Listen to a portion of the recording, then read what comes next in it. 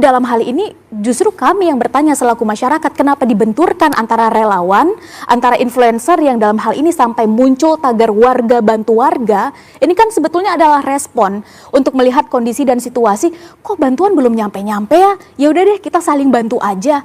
Ini bukan untuk menyerang pihak-pihak tertentu, tapi justru diksi-diksi itu yang justru membuat kita semua jadi bingung, kenapa jadi seolah-olah yang salah adalah warga yang berusaha mengumpulkan donasi dan hadir langsung di masyarakat.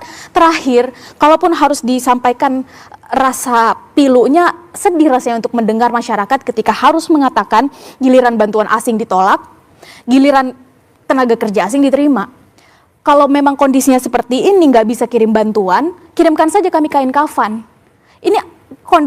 Ini menggambarkan sebetulnya masyarakat kondisinya saat ini seperti apa. Di tengah kondisi seperti ini, pemerintah masih bisa menyebutkan kalimat-kalimat seperti itu. Ini justru logical fallacy, apa yang sebetulnya ada di pikiran dan hati pemerintah.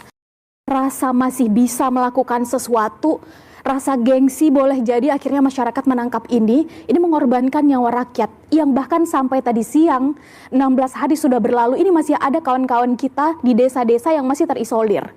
Yang kalaupun ada titik-titik koordinat tertentu yang diberikan kepada TNI AU, ini nggak cukup untuk setidaknya membuat masyarakat di sana itu bertahan. Sampai tadi sore sebelum berangkat, akhirnya masuk hanya tinggal 1 genggam beras lagi untuk bertahan kami sekeluarga.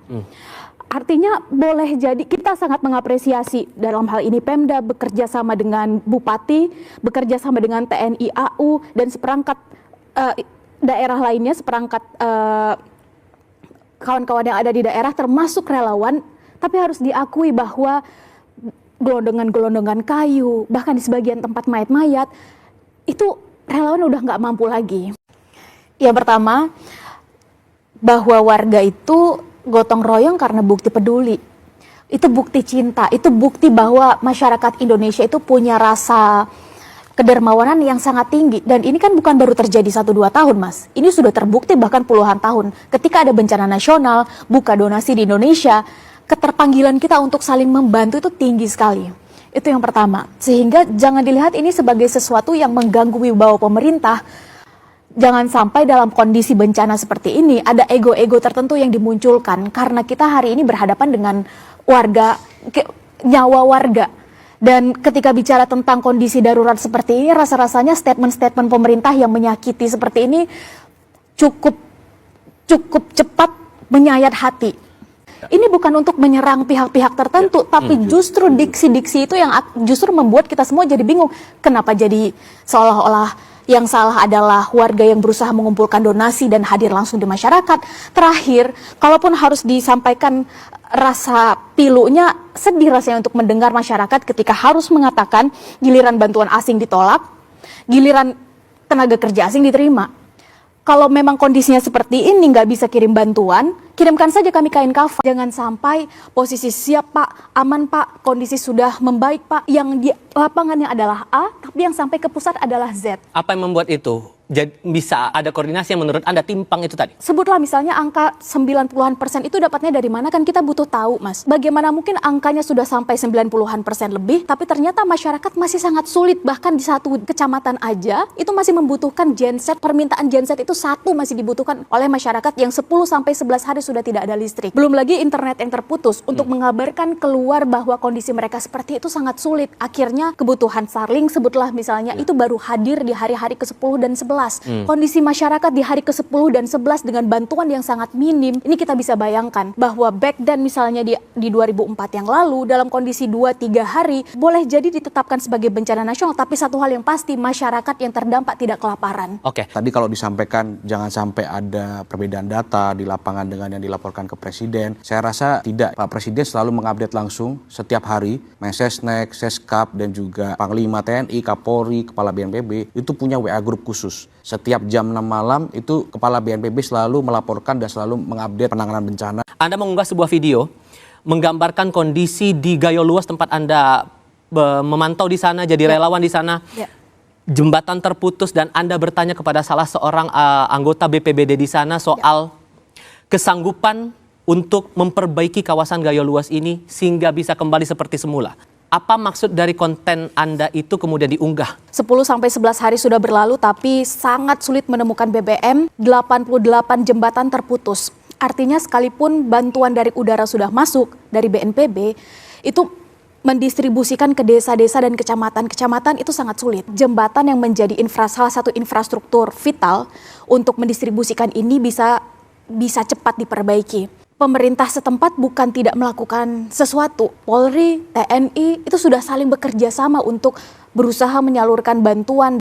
Pemerintah daerah sudah tidak mampu mengatasi atau menanggulangi kondisi saat ini. Kondisi lapangan akhirnya mengonfirmasi hal tersebut. Boleh jadi kita masih merasa mampu, boleh jadi masih ada pride, tapi jangan sampai rasa mampu, rasa masih bisa melakukan sesuatu, rasa gengsi boleh jadi akhirnya masyarakat menangkap ini mengorbankan nyawa rakyat. Pemerintah mengakui bahwa kami masih belum optimal, terutama Aceh ya, karena memang Aceh ini adalah provinsi di mana kabupaten dan kota terdampaknya itu paling banyak gitu dibanding Sumut dan juga Sumbar.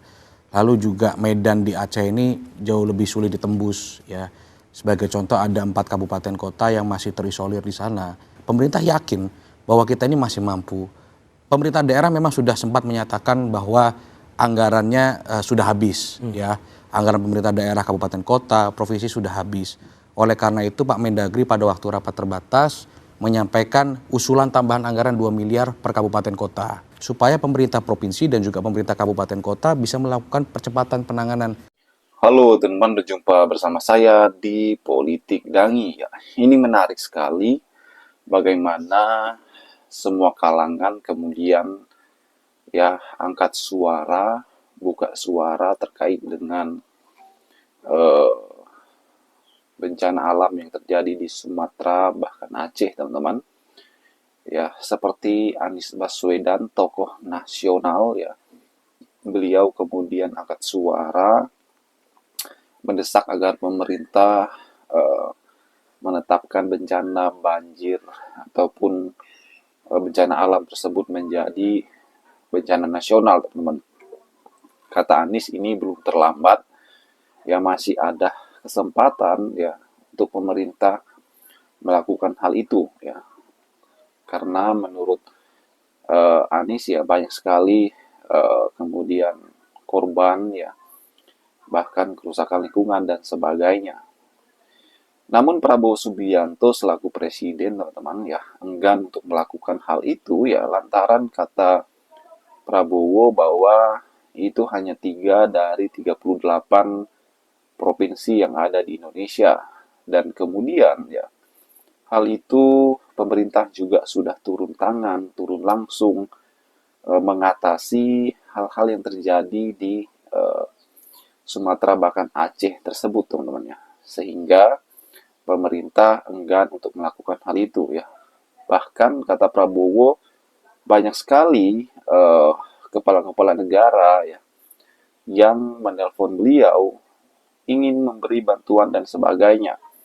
Kata Prabowo bahwa Indonesia mampu mengatasi bencana yang terjadi di Sumatera bahkan Aceh ini secara mandiri, teman-teman.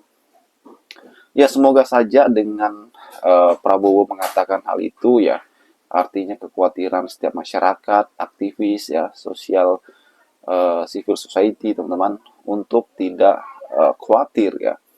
Semoga saja Presiden ya benar-benar turun langsung ya dan mengatasi hal ini ya, baik di lapangan ya, bagaimana para anggota di lapangan, teman-teman, biar benar-benar fokus mengatasi masalah tersebut ya.